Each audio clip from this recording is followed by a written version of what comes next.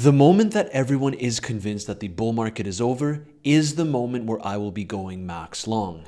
In today's video, I'll be telling you why I don't think that the bull market is over despite all of the panic, and I'll also be talking about a potential long entry that I'm looking for. If you enjoyed the content, make sure to smash that like button and subscribe. Without further ado, let's jump right into the video. So we absolutely smashed this most recent move down for Bitcoin. I've been showing you video after video after video. You can see that we're sitting in some very, very nice profits. I secured half of my position here, but I am waiting to see if we can continue down towards $107,000. Now, this video is to talk about why I don't think that the bull market is over, despite all of the bearishness on the timeline. And what just happened over the past few days reiterates my point that I've been trying to share on the channel since I essentially started. And that is, you want to learn how to trade this market and not just hold altcoins expecting a 100x.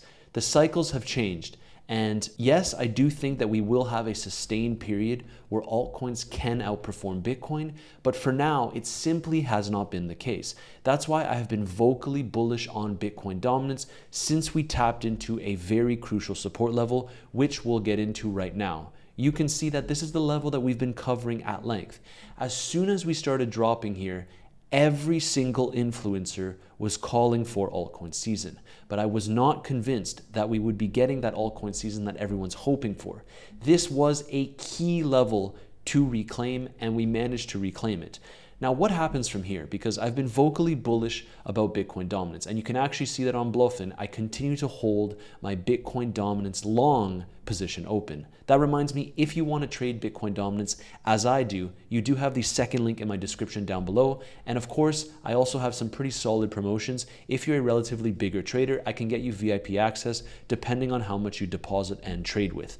That's the second link in my description down below. Now, back to the Bitcoin dominance chart before I get into what's happening with this bull market cycle. I want you to understand that this was always the highest probability scenario to play out, tapping into this level and holding it as support. And now on the weekly time frame, you can see that this is a very, very strong Bitcoin dominance candle.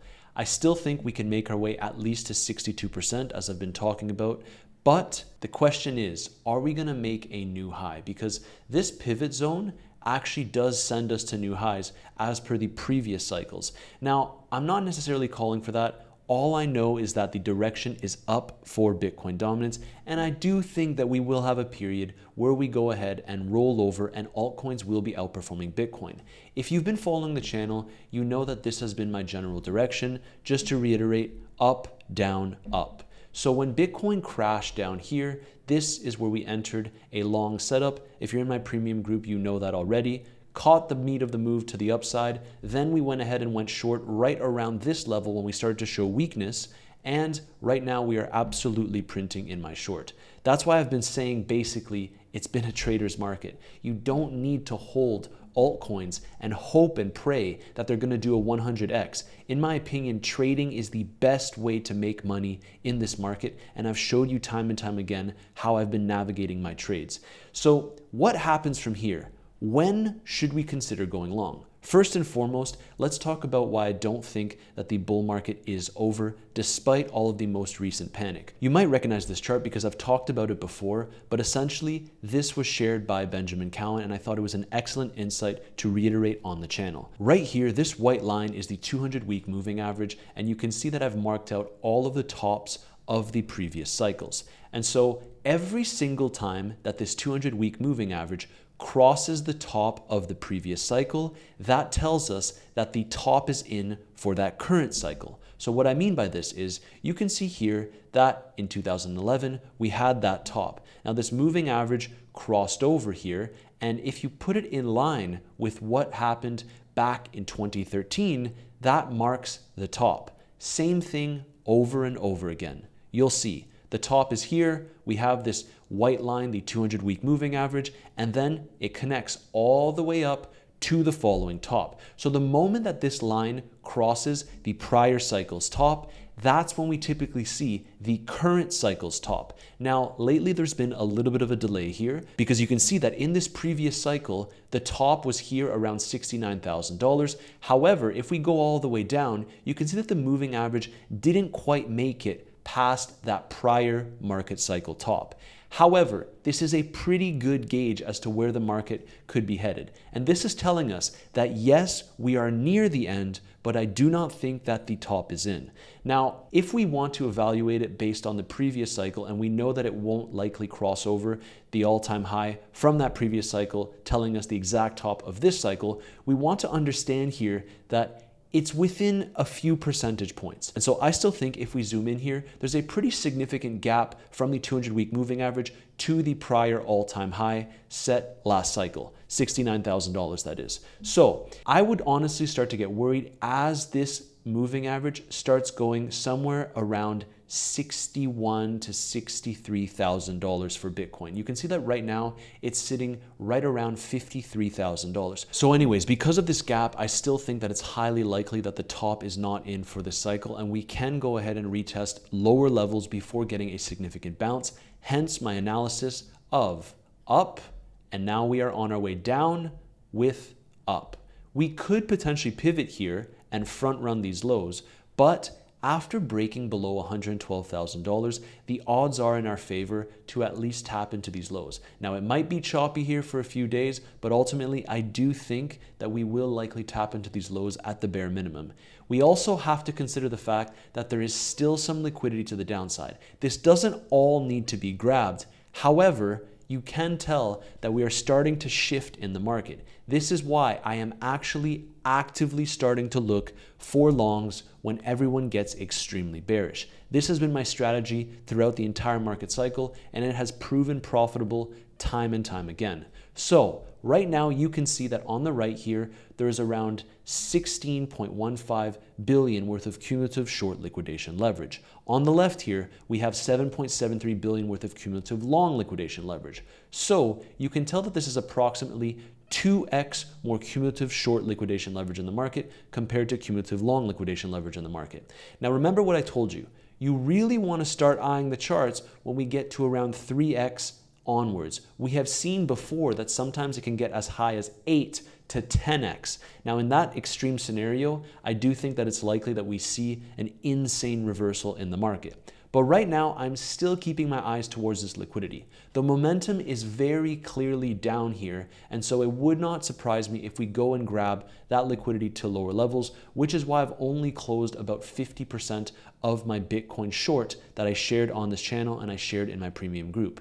Quick reminder though, if you want to trade the markets as I have been doing, you do have that first link in my description down below. You click this link, it'll bring you to my Telegram, and DM me the word premium, and I would be happy to onboard you into my free premium group. Just a reminder, you do need to sign up with one of my affiliate exchange links, which are found in the links in the description down below, and you start trading on there as you normally would. That is literally the only requirement. So if you're already trading this market, you might as well open up an account on one of these exchanges, transfer your funds over, and start trading on there so you can get access to my free group if that's something that interests you. Now, I want you to consider the fact that a lot of people are getting very, very bearish here, and that is starting to show in this chart. As you can see, more shorts are piling in, but I'm not quite ready to say, hey, I'm going max long yet.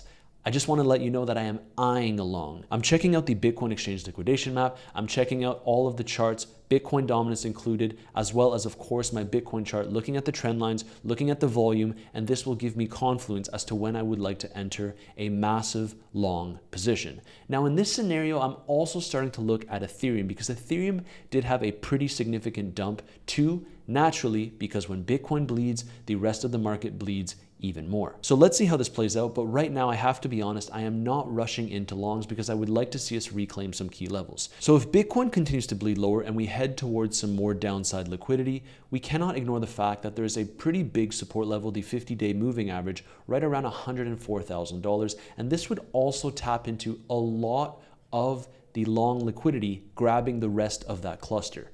Now, I also need you to understand this because this was also shared by Benjamin Cowan, which I want to give a huge shout out to.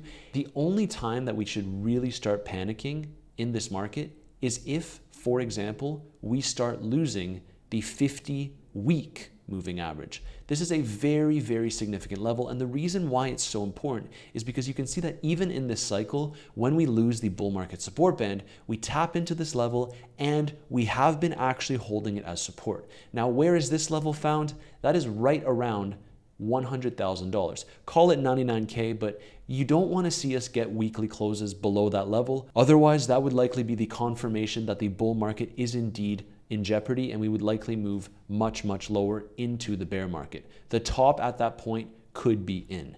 There's also some other indicators that I want to show you quickly, which we've covered on the channel, of course, but you can see that all of these bull market peak indicators, I think retail uses a lot of this, but for the most part, it's a 100% hold. You would at least expect to see some of these flashing, but it's simply not the case. So to quickly summarize what I've been saying, all of these bull market peak indicators are not flashing, but this isn't my primary concern. Taking a look at this chart once more, because the 200-week moving average has not come even close to that previous all-time high from last cycle around $69,000, and because we are technically still within the bull market support band above some pretty high liquidity zones, plus we also have the fact that several times this cycle we've tapped into the 50-week moving average before getting a significant bounce upwards, I'm not ready to call it quit until we actually break below this level. Now, I've been very vocal about my short. I've also been very vocal about the longs. And right now, as more and more people continue to capitulate, I am waiting for an excellent entry for the last leg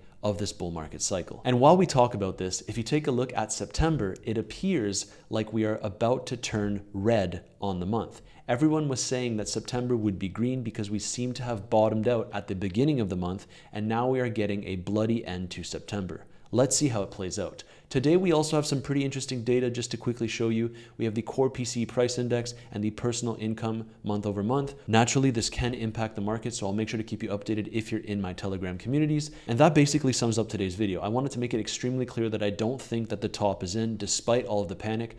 Oh, and I also wanted to show you altcoin season index. How many of your favorite influencers told you that altcoin season was about to start? I have heard that story time and time again, at least 100 times this bull market cycle. But just to reiterate, what we're seeing right now is nowhere near altcoin season.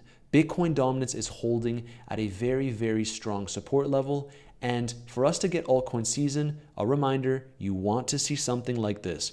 Total capitulation for Bitcoin dominance. Now, I think that best case scenario here, what would happen is Bitcoin goes ahead and finds a low somewhere around these regions. Then we make the last leg up. We make it above $130,000, which would be very ideal. Then we consolidate there, we distribute essentially, and then we have altcoin season. If that plays out to perfection, we will likely be printing a lot at the end of this bull market cycle. But as I always say, the best way to operate in this market is to be trading it actively. So if you want access to my own personal trades, remember you do have that first link in the description down below. And that's it for today's video. I simply do not believe that the bull market is over. And in theory, we could go as low as $99,000 before getting another significant bounce. Now, I'm not necessarily calling for that, but I am actively looking for a new massive long position in the market. If you enjoyed the content, make sure to smash that like button and subscribe, and I'll see you in tomorrow's video.